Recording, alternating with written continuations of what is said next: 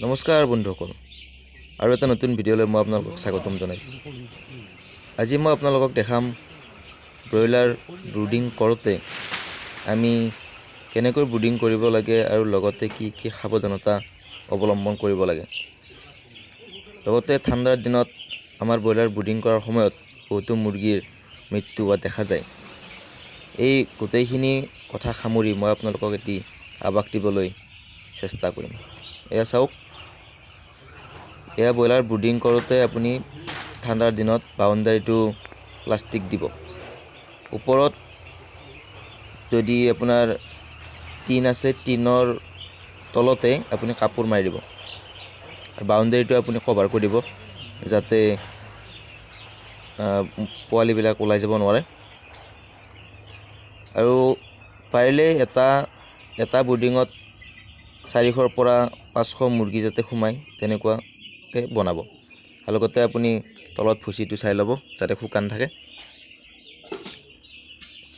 লাইটৰ ব্যৱস্থাটো আপুনি ঠিকমতে কৰিব লাগিব। আৰু পোৱালিবিলাকে এনেকৈ থুপ খাই থাকে, আপুনি এনেকৈ মাজে মাজে জগাই দি থাকিব লাগিব। পোৱালিবিলাক থুপ খালে, যদি বেছিকৈ থুপ খায় তেতিয়াহ'লে বহুত সোনকালে মৃত্যুমুখত পৰে। আৰু আপোনালোকক মই বাউণ্ডাৰীটো দেখাই আছোঁ। বাহিৰৰ পৰা ঠাণ্ডা বতাহ নোসোমোৱাৰ কাৰণে প্লাষ্টিক দিব লাগে। গৰমৰ দিনতো প্লাষ্টিক দিব লাগে, কাৰণ সৰু পোৱালি ব্ৰুডিং কৰাৰ সময়ত বহুতো সাৱধানতা অৱলম্বন কৰিব লাগে। আমাৰ ইয়াতে 5টা ব্ৰুডাৰ আছে। 5টা ব্ৰুডাৰত আমি 2500 মুৰ্গী আছে। চাই থাকক আপোনালোকে। কিবা যদি কাৰোবাৰ ক'ব লগা আছে কমেণ্ট কৰি সুধিব পাৰে আপোনাক। আৰু বাউণ্ডাৰীটো দেখাম আমাৰ, এইটো মেইন বাউণ্ডাৰীটো প্লাষ্টিক দিয়া আছে।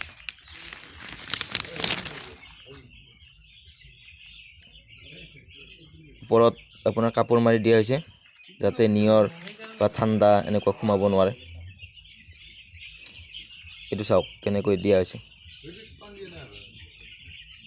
আৰু দানা পানীৰ ক্ষেত্ৰত আপুনি লাগি থাকিব লাগিব। দানা পানী যাতে সময়মতে পোৱালিয়ে পায়, আপুনি এইটো চাই থাকিব লাগিব। যদি দানা পানীৰ অভাৱ হয় তেতিয়াহ'লে পোৱালি আকৌ আৰু বেছি মৃত্যুমুখত পৰে। অলপ 4-5 দিন বহুত কষ্ট কৰিব লগা হয় পোৱালি থাকোঁতে ব্ৰইলাৰ মুৰ্গীক। এসপ্তাহলৈ আপুনি অলপ ভালকৈ চোৱা চিতা কৰিব লাগিব। তাৰপিছত সিহঁতক অলপ মাজে সময়ে চাই থাকিলেও হয়, কিন্তু পোৱালি হৈ থকাৰ সময়ত যেতিয়ালৈকে ব্ৰুডাৰত থাকে তেতিয়ালৈকে আপুনি ভালদৰে চোৱা চিতা কৰিব লাগিব।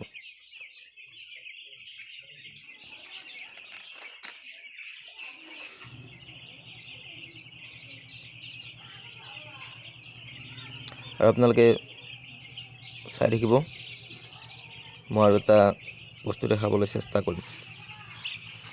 পোৱালি কেনেকৈ মৃত্যুমুখত পৰে মই আপোনালোকক দেখাই আছোঁ।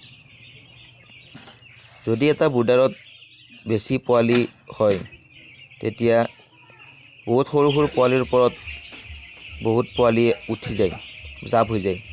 তেতিয়া আপুনি এনেকৈ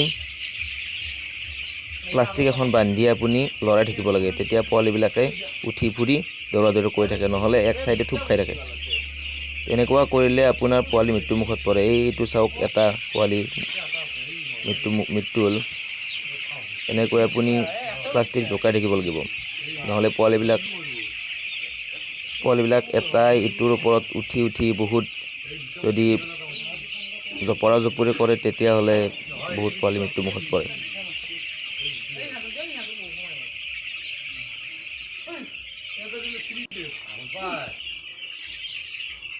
যিমানকেইটা ব্ৰুডাৰ আছে গোটেইকেইটাতে আপুনি এনেদৰে মাজে মাজে প্লাষ্টিকেদি লৰাই থাকিব লাগিব, নহ'লে হাতেৰে দিলেও হয়, কিন্তু হাতেৰে দিলে ইমান পোৱালিবিলাক কেয়াৰ নকৰে। যদি প্লাষ্টিক বা বস্তা দি দিয়া যায় তেতিয়া পোৱালিবিলাকে অলপ কেয়াৰ কৰে।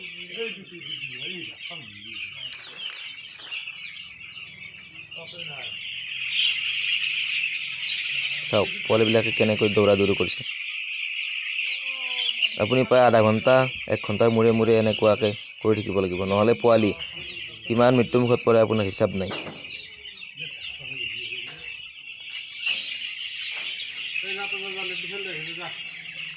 বাৰু বন্ধুসকল, আজিলৈকে এইখিনিয়ে।